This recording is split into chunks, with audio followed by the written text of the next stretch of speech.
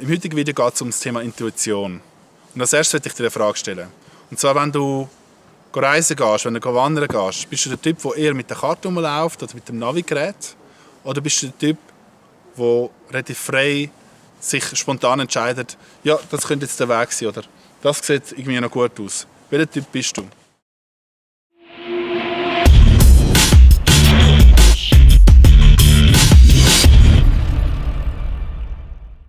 Uns werden die ganze Zeit Wege vorgegeben, was wir machen könnten. Es wird uns eigentlich schon in der Erziehung beigebracht, dass wir das und das werden. Die Eltern haben ja eine gewisse Erwartungshaltung.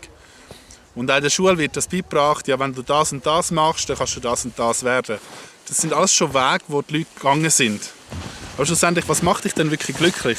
Ist es wirklich immer, dass man den Weg geht, wo andere schon gegangen sind?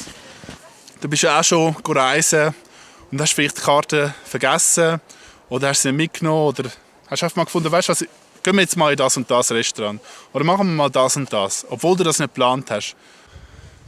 Wenn ein Mensch intuitiv handelt, dann wirkt das von außen so, als wäre er selbstsicher, mutig, wüsste genau, wie sein Weg ist, er wäre geradlinig. Aber Intuition ist all das nicht.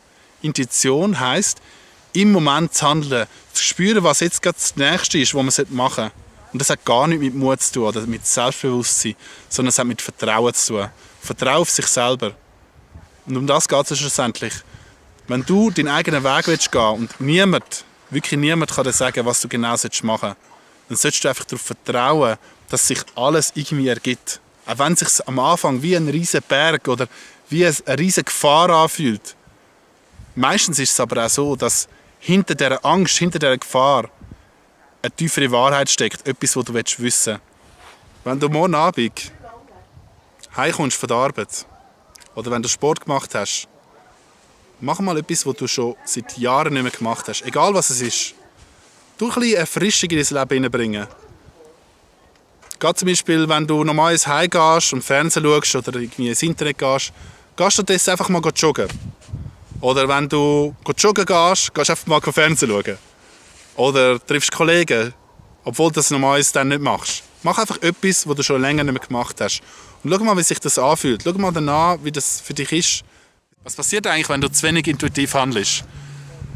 Wenn du zu wenig intuitiv handelst und immer nur das Leben und die Erwartungen von anderen erfüllst, dann kommt irgendwann alles zurück, wie ein riesiger Schneeball ins Gesicht.